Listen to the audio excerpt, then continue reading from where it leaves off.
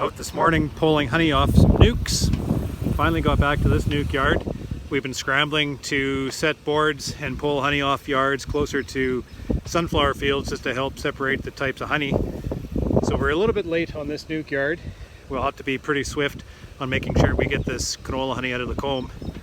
What we're doing now is we're shutting things down. As you can see, covers are on, robbing pressure is pretty high, and we are taking the nest right back down to that single box. One thing we're doing is, as we're going through, I'm doing a quick inspection on the brood. All I'm looking for is capped brood. If I see capped brood, then I know the queen's been in there within the last few weeks or so. So that's all I want to see. And if I see evidence of a hive that's in good shape, then I throw some supplement down. It's that time of year that we're thinking about winter preparation. Right now, everybody asked me, when did I start fall feeding? Well, it's right now. It was right when the flow ends. It's right when they start setting up their nest.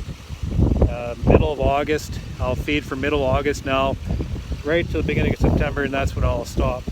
So yeah, we're just putting down, this is my special patty that's been formulated from that crazy New Brunswick Beekeeper, and the bees just kind of dive right onto that stuff. So I'm putting it underneath the escape, and they'll be right into that protein right away. And I don't see any right now, but I'm seeing pollen coming in, and that's what I want to leverage right about now. Oop.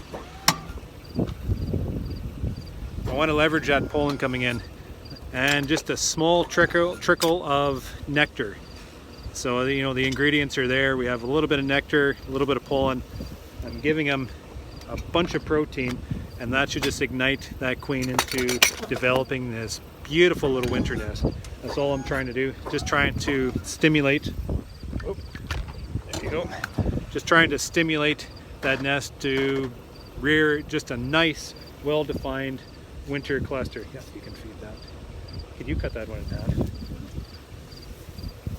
So I'm looking through. I can obviously see these are two intact units just by the way they're holding themselves within their nest. Just dropping some protein on top of the screen. It's a little bit awkward with these nukes because, well, there's 3 units here and we're pushing shared space down into them. So we're putting them underneath the screen for now, and the box is back on top.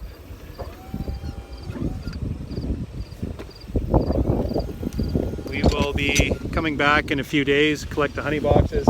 I'll do a quick assessment on whether or not there's enough incoming feed or not to try to determine whether or not I should actually give them some sugar to feed them. Hoping I don't have to really start that yet. I'm assuming there's just a little bit of sugars coming in right now which they can use. The nest is in really good shape. I'm quite happy with the amount of stored honey down below. I inspected a nest yesterday in one of my 6s, and I had 4.5 to 5 frames of solid brood, but they still rimmed it with honey and rimmed it with pollen, so it's really promising to see that. And with that, it buys me a little bit of leeway so they won't starve when I put these escapes in. So that's good, because I'm always looking for food stores.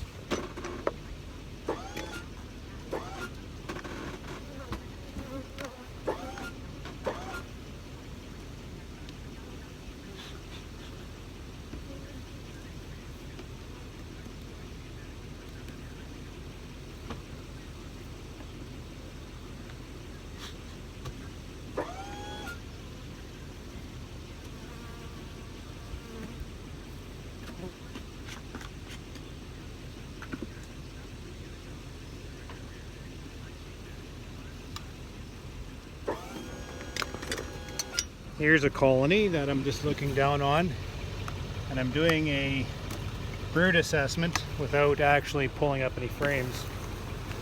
Pull off the excluder, and just because a lot of the bees are up in the top boxes and not as many down the bottom, I'm able to smoke the bees down, and I'm just peering down the top of the frames, and I'm seeing fresh brood. Capped brood is what I'm looking for. That means that this colony has been active at least for the last 3 weeks, which means that it's a pretty good chance that this colony is viable. Just looking at down the top, I don't see any protrusions, so I don't see drone layer or nothing. I see a really nice healthy little bit of a brood nest. Just quickens things up with my assessments. I'm looking down, see food, so seeing food is a good thing. So then I basically, when I see that, just drop a patty and find an escape, drop an escape, and we put the boxes back on top. Just like that. And Emily comes behind with the wrap.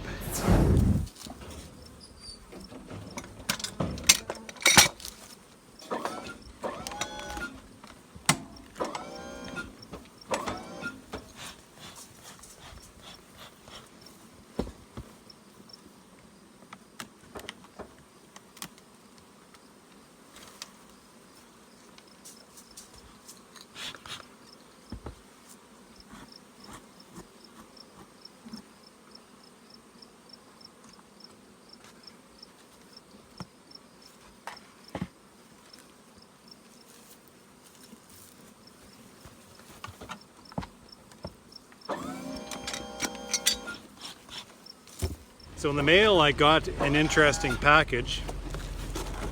It's called Healthy Bees. The guy sent me this product of supplement made out of algae, I guess. Can you believe it? I did some reading on the studies and the claims of it. It's quite interesting. So I'm gonna throw it into my hives. It smells like pickles. And see if the bees like it. Assessment here. So I'm looking and I'm seeing capped brood and very well established brood along the top. They get investment. So we're taking the excluder off, putting on the escape, and then putting the boxes back down and taking their honey away. So I'm really interested to see, I'm hearing beekeepers say that small hive beetle doesn't seem to be attracted to this the same as other supplements that we're feeding our hives. But that doesn't have anything to do with me because we don't have small hive beetle up here yet. And if that's is the claim, then I guess we better start investing into healthy bee stock, right? So I'm kind of interested. I'm going to run this to see what the consumption rate is and such. I can't really measure its efficacy with just throwing patties on a hive because how do you measure that, right? But I'm also going to see how they compare to my homemade patty here, my genius recipe. The consumption on this I'm expecting to be a little bit lower just because we bumped the lipids up quite a bit on it. So it's taken a little while for the bees to consume it. But the way I look at it, it's not about the amount that they're feeding, it's about how they're using it. Another beautifully set up hive here. I'm seeing brood wall to wall, rimmed with honey, kind of like a dome. That's how you want things set up. You want the brood in the center, domed. And what I'm finding is we had a really good pollen flow this year, and we're still having pollen flowing in. And just naturally what the bees do is they walk in the front entrance and kick it into the first cells they find. Whereas the nectar, as they bring it in, it's the processor bees that offload that payload and bring it up for storage. So what I'm finding is these nests, they have right off front of the entrance here, about 3 or 4 inches in, they have a very well established packed pollen area. And then behind here, it's kind of domed. Back here is where the brood nest is. So it's very interesting how they organized their nests this year. Oh, I'm getting in your way. Very well defined nests and very deliberate. So that's what I'm looking for too. Organized. And it's really encouraging that we are pulling off heavy boxes. This is a lot of fun. We've got pulling cappings down right from the top. So at any rate, I'm going to use up these patties that were given to me. Healthy bee. What do you think this smells like? Pickles. It smells like pickles. Salty pickles. Salty pickles. So we'll see if the bees like salty pickles.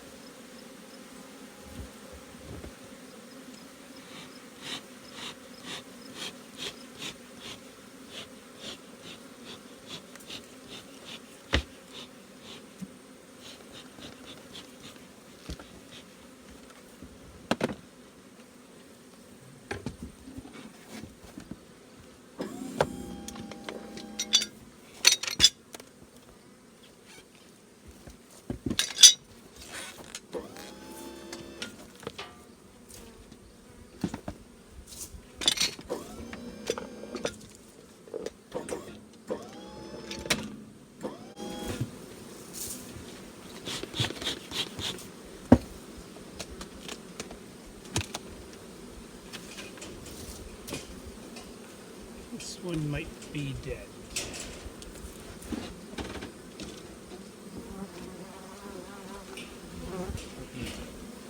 Can't see brood from the top. Full frame.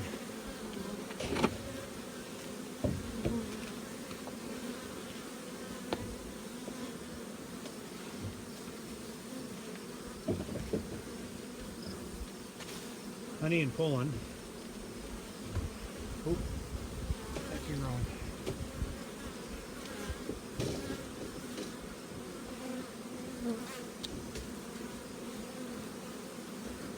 Oh yeah, they're doing good. Eggs in there.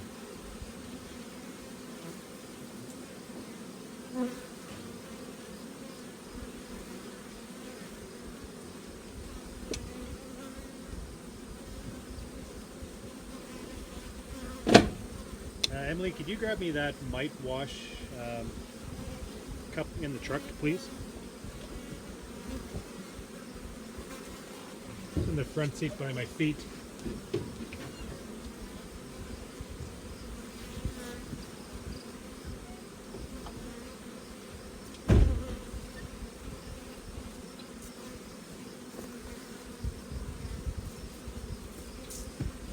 Good thing I watched your video the other day, otherwise I wouldn't have known what you were talking about.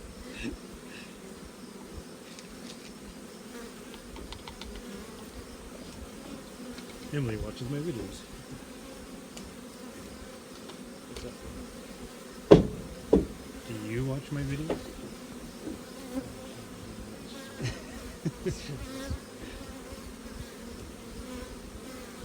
You told me to do it this way. Oh yeah, that works nice.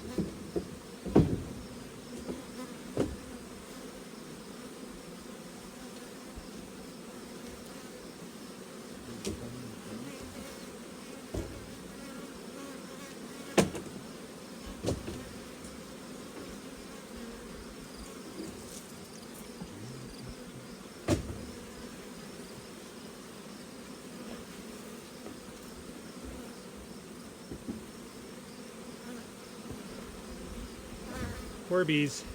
Where's that? Whoa, look at the brood in there. See the shine in that frame? Yeah. It's a winter nest. It's my winter bees.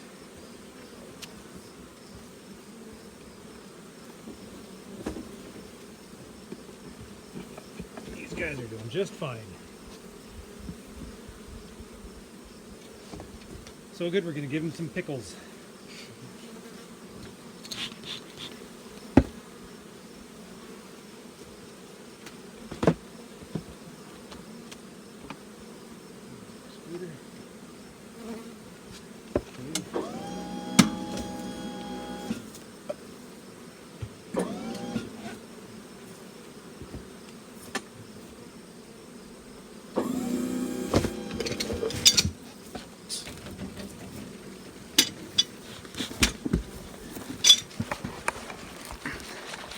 Shake, shake, shake, shake, shake. 2 minutes later.